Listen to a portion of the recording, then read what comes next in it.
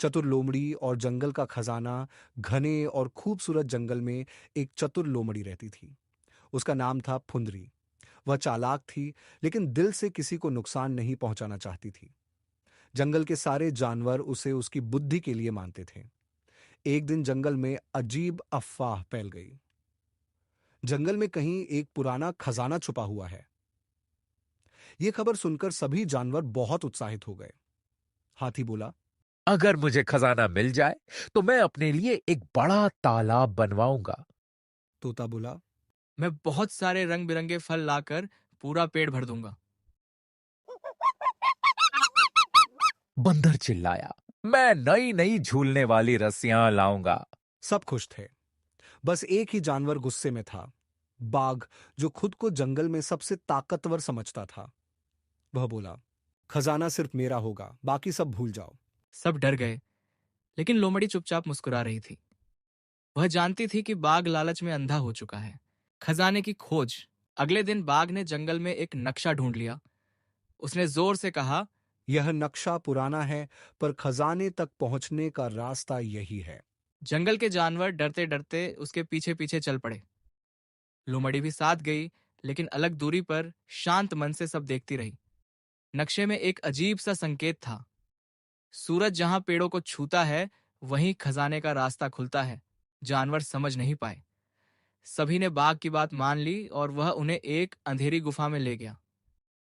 गुफा के अंदर बहुत छोटे रास्ते थे। हवा भारी थी और कहीं कहीं अजीब आवाजें आ रही थी। थोड़ी देर बाद जानवर डर गए। सबने कहा, यह रास्ता सही नहीं लगता। लेकिन बाघ गुर्राया, चुप रहो, जो खजाना चाहता है उसे डरना नहीं चाहिए। लोमड़ी की समझदारी। लोमड़ी ने पेड़ की शाखाओं पर पड़ती सूरज की रोशनी को ध्यान से देखा।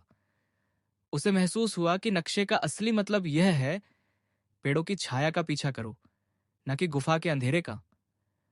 वह बोली, बाघ भाई, ये रास्ता गलत है। बाघ गुस्से में दहाड़ा, तुम मुझे सिखाओगी?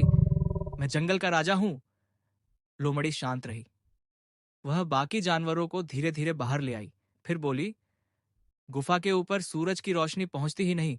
खजाना कभी अंधेरे में नहीं छिपाया जाता। जहां रोशनी जाती है, वही सही रास्ता है। जानवरों ने उसकी बात मान ली।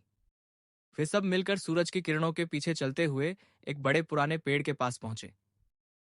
पेड़ के नीचे एक पत्थर पर लिखा था, जिसे जंगल की रक्षा की चिंता हो, खजाना उसका है। लोमड़ी ने पत्थर हटाया और उसके नीचे एक बड़ा संदूक निकला। संदूक खोला तो उसमें सोना चांदी नहीं, बल्कि बीज और औषधियां रखी थीं। असली खजाने का अर्थ जानवरों ने एक दूसरे की ओर देखा।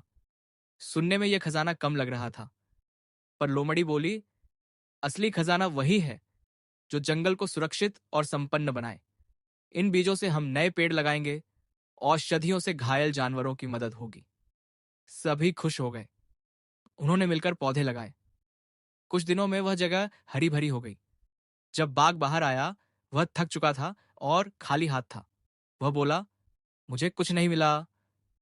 लोमड़ी मुस्कुराई और बोली, क्योंकि तुम गलत जगह खोज रहे थे। खजाना लालचियों के लिए नहीं होता। जो जंगल की सोचता है, खजाना उसी को मिलता है।